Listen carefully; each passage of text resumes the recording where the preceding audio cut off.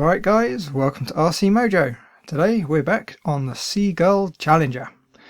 We've got partway through the fuselage construction, so I think we'll do some more. Let's see how far we get. All the white glue from the last session is now completely dry, so there's no worries about disturbing anything. First job for today will be fitting the tail blocks. These need to be fitted accurately, so when we do the final assembly everything goes together nicely. The easiest way to guarantee a good fit is to use the tail feathers to line everything up. But we only want to glue the blocks in, so wrap the bolsa in a layer of cling film to make sure we can slide them out after. You'll need to rotate the blocks to find the ideal position for them. In one orientation they'll fit flush to the former. With everything held in place, plop a couple of drops of thick cyno on the joints, give it a few minutes to dry and slide out the tail feathers. Since the blocks will end up getting sanded to shape, they'll need a little bit of reinforcement to keep the tips in the right position. A little bit of scrap balsa at the back will keep everything nice and square and stop you breaking them off with the sanding block. Okay, wing joiner tube. It's a bit of fiberglass, just like the ones in the wings. Pop it through the fuselage and line up one end so it's just slightly less than flush with the surface. Apply some thin cyno, trying not to get it inside the tube. From the inside, put some thick cyno around the tube, a good blob on top, and then just let it run around will do quite nicely. When it's hardened up, cut the excess tube off. A rough cut with a Stanley knife first, some thin cyno to harden up the rough edges, then with a small blade clean up the edge so it's nice and flush. Then a quick rub with some emery paper to make it nice and smooth. That's all the general assembly for the fuselage done, so we can sand it smooth. Can't really do this in my little white box, but you need to give it a good rub, keeping the sanding block moving at all times. Top hatch now. This is the floor and it's quite badly warped, but since we're going to be building structure all the way along it, we'll be able to straighten it out as we go. There's a couple of partial formers, F32 up front, F33, the slightly larger F34 and F35 right at the back. And there's an F18 that ties the formers together. We'll start with the front two formers. They need to be glued at 90 degrees to the floor, so use a square to get them nice and vertical. Then use some thick cyno so they don't fall out. Then lift it up and soak in some thin cyno when you're sure they're nice and straight. The top strip goes in now. A drop of thin cyno on the joints. Then F34 can go in. It sits at an angle. Position it so it's flat to the floor, fully seated in the cap strip, but isn't distorting the strip.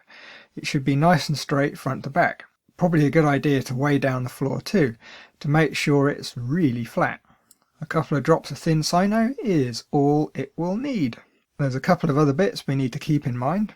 There's two of these mounting tabs with pre-fitted nylon threaded inserts and some nylon thumb screws to match. These will end up getting stuck in at the back. And there's this short bit of carbon fibre which locates the front of the hatch. Keep them handy, but don't fit them yet. The last bits are these F37s. Yep, more sheeting. Luckily though, at least in my kit, they're fairly soft, so we shouldn't have the same issues we did at the back end of the fuselage.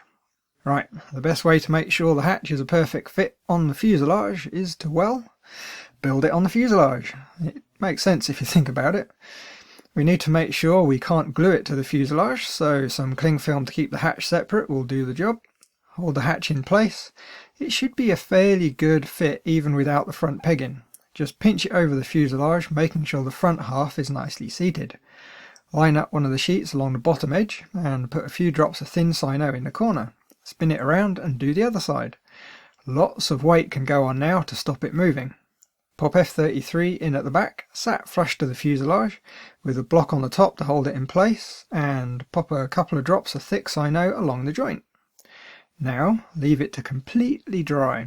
The joints along the sheeting will be getting stressed when we bend it over the top, and F35 only has a small contact area for the glue, so they need to be completely cured before the hatch is removed from the fuselage. Sometime later now, so it's all nicely set. We can carefully take the hatch off the fuselage. Keeping the hatch on a flat surface is critical here. The sheeting will keep the floor flat, but we could still build in a twist, making it not fit properly. Make sure it's always nice and flat to the build table. Run some thick cyno along the top of the formers and the cap strip, Then carefully bend one of the sheets over the top and hold it in place. Keep it down for a little while to make sure the sino has nicely grabbed. Spin the hatch around and we can see the other sheet is just a little bit too big. But I'm not too worried about having it line up perfectly with the other sheet, so a rough trim with a knife will do. Then, just as before, some thick sino along the former and cap strip, and carefully bend the sheet over the formers, holding it in place until the sino has grabbed. Not too surprisingly, there's a bit of a gap at the top, but that's an easy fix. And we have a bit of a crack around one of the part numbers, again, not a problem. Soak in some thin sino while holding it down. With a little bit of filler applied, you'd never know after it gets a sand. The gap at the top is a little bit bigger, so some strips of bolsa will go in to pack it out. Then some filler packed in to fill up any leftover low spots. The front of the sheeting needs to get trimmed flush with the front former. You can also trim the sheet to match the angled former further back, but with the way the canopy fits you probably wouldn't notice it if you didn't. There's the front of the hatch ready for sanding. With it in place it shows up the slightly undersized firewall. Again, not a problem, just needs some strips of balsa gluing on the edge. With the hatch in place for its final sand, the strips will get taken down to a level to match the hatch for a perfect finish. The rear of the hatch needs some reinforcing, and I've given up on the manual by this point, so I'm not sure if it's what you're supposed to do, but in the kit you get quite a bit of balsa triangle stock, so it makes sense to use some of it to stiffen up the back end of the hatch, and give the canopy something to stick to. Lay some of the tri-stock along the hatch and mark the angles of the formers, then cut with a sharp knife. Get the two strips ready, but don't stick them on yet. Next we'll fit the mounting lugs to the bottom of the hatch. There's some cutaway bits on the lip around the fuselage, so they need removing. Fit the lugs to the fuselage with the nylon thumb screws. Only need half a turn or so, just enough to stop them falling out. To keep the front in position, the carbon rod gets fitted now. Pop it in, then check when it's fitted to the fuselage the end of the rod is just below the surface of the firewall. Very carefully slide it out and pop a drop of thin sino on. Now the fun bit, fit the hatch and weigh it down, then align one of the lugs with the holes in the hatch floor. Press the hatch to the fuselage, keeping it centered, and put a tiny amount of thick sino where the lug touches the floor. A really small amount. We don't want it to run down inside the fuselage, and you really don't want to use medium or thin sino, as you'd end up gluing the whole lot together. And on that note, line up the other lug and stick that one in too. Weigh down the back and leave it to fully harden. When it's gone off, remove the weight and carefully remove the thumb screws. There's not much holding those lugs on, so they'll be easy to break off. You should be left with everything perfectly aligned. The lugs can get some extra sino now. If there's any gaps on the lugs and the floor, pack it with some balsa and soak in some thin sino. Leave that to completely dry, then reinstall the hatch. The two tri-stock strips can get tacked on now. Sand the ends to make them a good fit, then stick them in with a few spots of thick sino. Leave it to harden up, then sand the hatch to match the fuselage shape. It should end up looking like this. Next to no gap between the hatch and the fuselage, a good fit to the firewall, lovely and smooth front to back. If I take out the thumb screws, the hatch springs up a bit, which means when we fit the canopy, we'll need to do it with the hatch on the fuselage.